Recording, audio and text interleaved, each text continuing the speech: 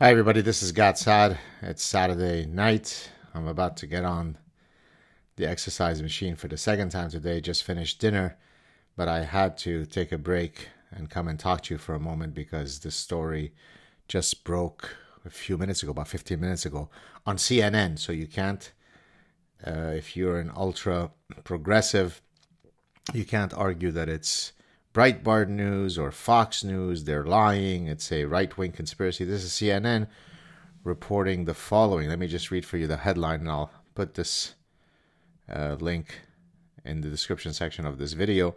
Police reports new evidence suggests Jussie Smollett orchestrated attack. And then the first sentence, 2 law enforcement sources with knowledge of the investigation told CNN that Chicago police believe Jussie Smollett paid 2 men to orchestrate the assault.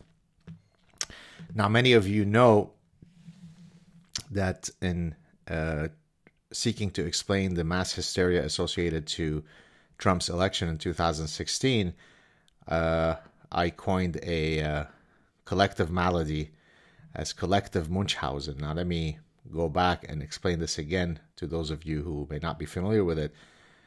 Munchausen syndrome is a psychiatric disorder wherein someone feigns a medical condition to garner empathy and sympathy.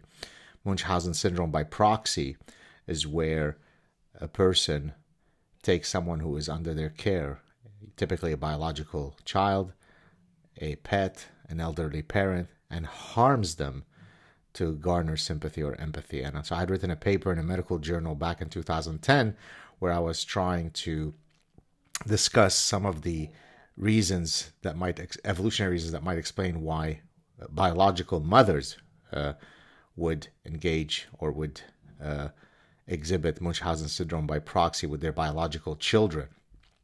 And that's what led to my eventually coining the term Collective Munchausen, in reference to the mass hysteria whereby everybody was testifying about being a prospective victim.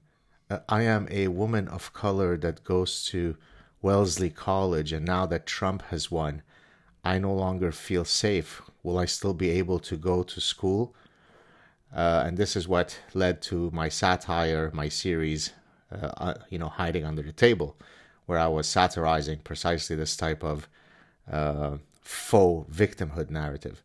Now, it's one thing to just be an obnoxious hysteric, thinking that Trump is going to usher nuclear holocaust. And we can discuss whether, that's a valid concern or not.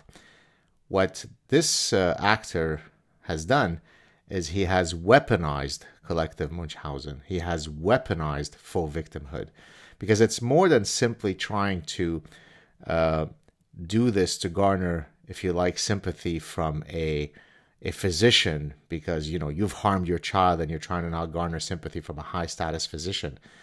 This gentleman, if we can call him a gentleman, to the extent that it now looks like it was a hoax orchestrated by him, caused massive damage, right? This could start a race riot. It could have gotten people killed.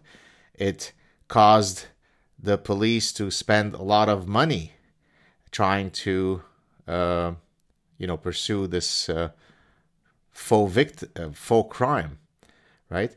This guy went well beyond simply a psychiatric desire of doing something wrong for selfish reasons, because his actions have repercussions at the societal level.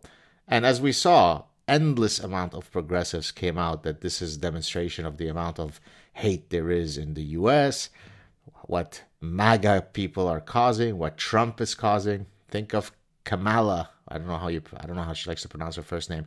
Kamala Harris, Cory Booker, and the rest of the progressive Democrats who all jumped on the bandwagon. Are they going to have the integrity now to walk back that stuff and say, geez, I shouldn't have jumped to the conclusions that I did. I shouldn't have demonized all sorts of people who ultimately did not have anything to do with this faux attack.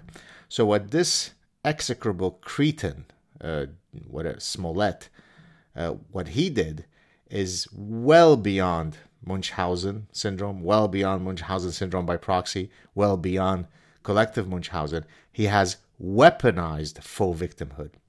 Some of you might remember when I addressed the Canadian Senate regarding Bill C-16, the transgender bill, I basically said that the current zeitgeist is, I am a victim, therefore I am. The key currency to achieve notoriety, to achieve sympathy, to achieve status in today's society is to be the one who scores highest on victimhood. And so what this guy did is he orchestrated this whole story, or at least that's what it seems like the police is reporting.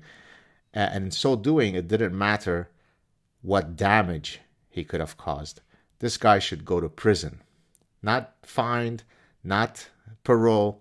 This guy should go to prison in an amount that is equivalent to the mischief, to the mayhem, to the chaos, to the prospective chaos that he could have caused American society. There you have it, folks. By the way, there's a particular religion in the West that has been caught on several occasions engaging in these sorts of collective Munchausen faux victimhood reports, where after you pursue the investigation, you find out that it was a hoax, it was fake. Again, why do you think this is happening? Because there is currency in the West for that particular religion to appear as though it is repeatedly victimized, when in reality it hardly is. There you have it, folks. The weaponizing of Munchausen is a very, very dangerous phenomenon. And I hope that this guy, if it does turn out, and it seems like it does turn out that it was a faux victimhood story, that the full weight of the law befalls him. Take care, everybody. Cheers.